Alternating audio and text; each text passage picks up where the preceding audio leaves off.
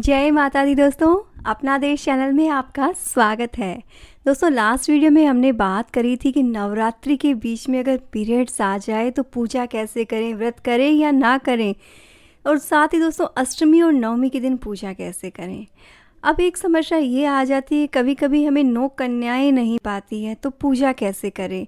क्योंकि कई बार क्या होता है, सभी जगह के स्कूल्स के नियम अलग होते हैं, तो बहुत बार बच्चों की स्कूल भी रहती है या कभी कभी हम ऐसी जगह पे रहते हैं जहाँ पे छोटी कन्याएं नहीं होती है।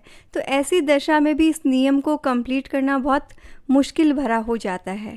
दोस्तों, मैं आज आपको तीन तरीके ऐसे बताऊंगी, तीनों में से कोई भी आप अप्लाई कर सकते हैं जिससे आपका ये जो नियम है वो कंप्लीट हो सके। सबसे पहला और सबसे आसान तरीका तो ये है कि अगर आपको पीरियड्स आ गए हैं, कोई भी प्रॉब्लम हो गई है या फिर आपको कन्याएं नहीं मिल रही है, तो ऐसी दशा में आपने एक सिंपल सा काम करना है कि आपने मिठाई के बॉक्सेस बनवा लेने हैं और उन बॉक्सेस के साथ में आप जो भी दक्षिणा देना चाहते हैं, फ्रूट देना चाहते हैं, वो डाल के एक पैकेट तैयार करवा लीजिए।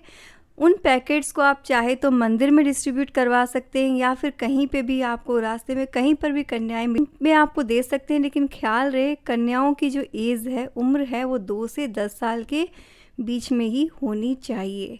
और दूसरा उपाय आप ये कर सकते हैं कि अगर आपके घर में कोई छोटी कन्या है तो आप उस कन्या को, अपने घर की कन्या को विधिवत आप उनकी पूजा करें और उन्हें थोड़ा थोड़ा करके 9 बार, बहुत ज़्यादा क्वांटिटी नहीं, बहुत छोटे छोटे बाइट, बहुत छोटी छोटी क्वांटिटी में 9 बार आप खिला दें और उनका 9 बार पूजन कर दें। तो इस तरीके से भी अगर 9 कन्याएं नहीं मिलती है, उस दशा में आप इस तरीके से भी ये काम कर सकते हैं।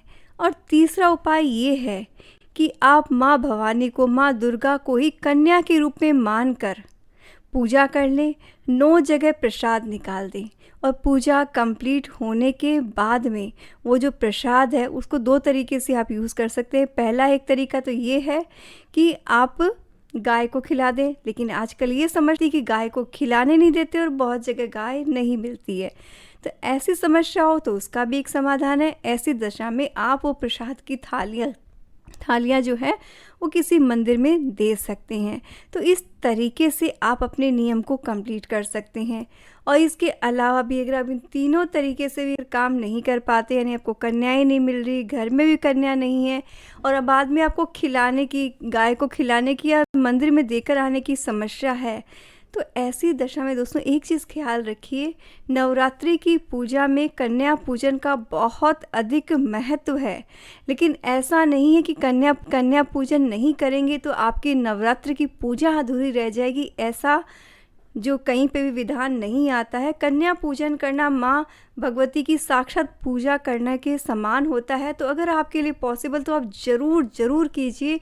लेकिन कहीं कोई समस्या हो तो उसका एक समाधान ये भी है कि आपको जब भी समय मिले, जब भी आपको कहीं रास्ते में कहीं पे भी कन्या मिले, तब आप उन्हें उनकी ज़रूरत को पूरा कर दें। कहीं आपको कहीं लगे रास्ते में कि ये कन्या है, इसको ज़रूरत है, इन्हें कपड़ों की ज़रूरत है, इन्हें चप्पल की ज़रूरत है, इन्हें खाने की ज़रूरत है, आप उसी समय उसे माँ भवानी का रूप समझ करके उनकी ज़रूरतों का उस तरीके से भी कन्या पूजन होता है। दोस्तों, सिर्फ मानने की और देखने के तरीके का फ़र्क है और बाकी कुछ भी नहीं है। नियम को फॉलो कीजिए, बहुत अच्छी बात है, लेकिन साथ ही जो भी काम करें उसे मन और आस्था के साथ कीजिए। तो इस तरह से दोस्तों आप अपनी समस्याओं से छुटकारा पा सकते हैं। कोई टेंशन है तो आप शेयर कर सकते हैं। साथ ही पूजा से रिलेटेड कोई भी क्वेरी हो, क्वेश्चन हो तो आप कमेंट करके पूछ सकते हैं। दोस्तों, साथ ही अगर ये वीडियो आपको अच्छा लगा हो तो लाइक तो बनता है। साथ ही दोस्तों इस वीडियो को आप अधिक से अधिक शेयर करें। माँ भवानी आपकी सभी समस्याओं को दूर करे। आप सभी को नवरात्रि के पावन पर्व की ढेरों शुभकामनाएं।